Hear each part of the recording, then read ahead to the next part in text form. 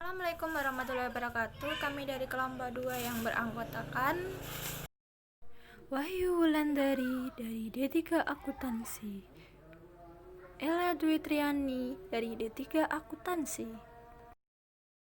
Baik, di sini kami akan mempresentasikan tugas kami yang berjudul Pengendalian dan Sistem Informasi Akuntansi.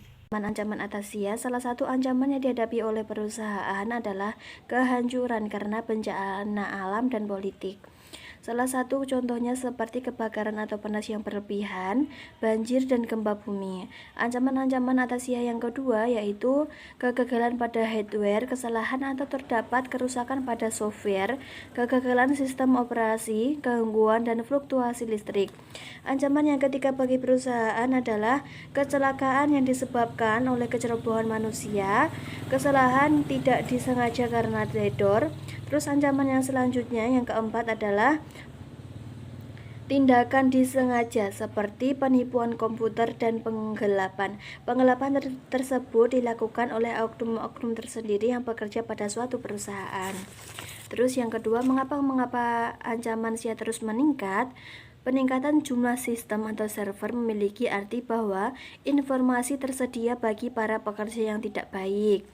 Terus tujuan menyeluruh konsep-konsep pengendalian. Apakah definisi dari pengendalian internal itu? Pengendalian internal adalah rencana organisasi dan metode bisnis yang dipergunakan untuk menjaga aset, memberikan informasi yang akurat dan andal, mendorong dan memperbaiki efisiensi jalannya organisasi, serta mendorong kesesuaian dengan kebijakan yang telah ditetapkan. Jadi, perusahaan berharap pada perseorangan untuk melakukan bisnisnya dengan baik, dan informasi yang akurat dan handal, jadi bisa dipercaya dan mendorong dan memperbaiki efisiensi jalannya organisasi.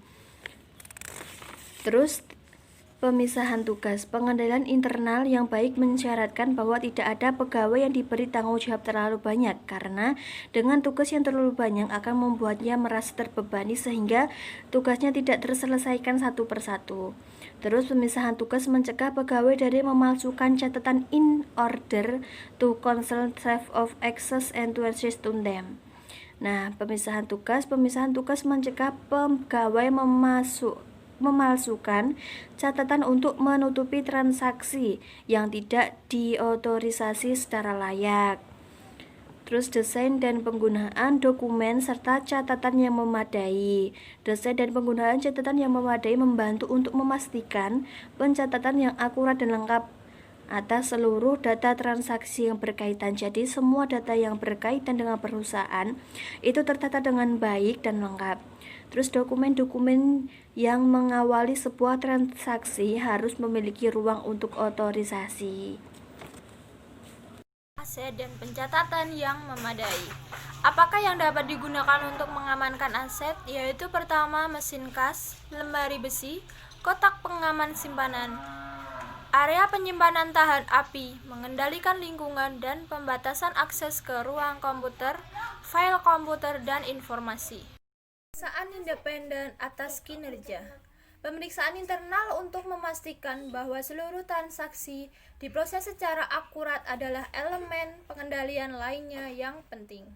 Bagi jenis pemeriksaan independen adalah 1. Rekonsiliasi dua rangkaian catatan yang dipelihara secara terpisah. Kedua, perbandingan jumlah aktual dengan yang dicatat. Keempat, pembukuan berpasangan. Keempat, jumlah total bits. Terdapat 5 jumlah total batch yang dipergunakan dalam sistem komputer, yaitu pertama jumlah total keuangan, kedua jumlah total lain-lain adalah jumlah valid yang biasanya tidak ditambahkan, yang ketiga jumlah catatan adalah jumlah dokumen yang diproses, dan keempat jumlah baris adalah jumlah baris data yang dimasukkan. Kelima, uji kesesuaian baris dan kolom. Penilaian resiko. Komponen ketiga dari model pengendalian internal KOSO adalah penilaian risiko. Perusahaan menghadapi jenis-jenis ancaman sebagai berikut. 1. Strategis, melakukan hal yang salah. Kedua, operasional, melakukan hal yang benar tetapi dengan cara yang salah. Yang ketiga, keuangan, adanya kerugian sumber daya keuangan. Keempat, menerima informasi yang salah atau tidak relevan, sistem yang tidak akurat, andal, dan laporan yang tidak benar atau menyesatkan. Perusahaan yang menerapkan sistem EDI harus mengidentifikasi ancaman-ancaman yang akan dihadapi oleh sistem tersebut, yaitu 1. Pemeliharaan teknologi yang tidak sesuai. Yang kedua, akses sistem yang tidak diotorisasi. Ketiga, penyadapan transmisi data. Yang keempat, hilangnya integritas data. Kelima, transaksi yang tidak lengkap. Keenam, kegagalan sistem. Dan yang ketujuh adalah sistem yang tidak kompatibel. Beberapa ancaman menunjukkan resiko yang lebih besar karena probabilitas kemunculannya lebih besar. Misalnya, 1. Perusahaan lebih mungkin menjadi korban penipuan komputer daripada serangan teroris. Kedua, resiko dan penyingkapan harus diperhitungkan bersama-sama. Ketika tidak ada sistem pengendalian internal yang dapat menyediakan perlindungan anti penipuan terhadap seluruh ancaman dalam pengendalian internal. Keempat, biaya atas sistem anti penipuan akan menjadi halangan. Dan yang kelima, salah satu cara untuk menghitung manfaat melibatkan perkiraan kerugian. Perkiraan biaya dan manfaat. Manfaat dari sebuah prosedur pengendalian internal adalah beberapa antara perkiraan kerugian dengan prosedur pengendalian dan tanpa perkiraan kerugian tersebut. Perkiraan kerugian sama dengan resiko dikali penyingkapan. Komponen keempat dari model pengendalian internal COSO adalah informasi dan komunikasi. Informasi dan komunikasi, akuntan harus memahami sebagai berikut. Bagaimana transaksi di awal, bagaimana data dapat dalam bentuk yang dapat dibaca oleh mesin atau data diubah dari dokumen sumber ke bentuk yang dapat dibaca oleh mesin. Yang ketiga, bagaimana file komputer diakses dan diperbarui. Bagaimana data diproses untuk mempersiapkan sebuah informasi. Bagaimana informasi dilaporkan. Hal-hal tersebut membuat sistem dapat melakukan jejak audit.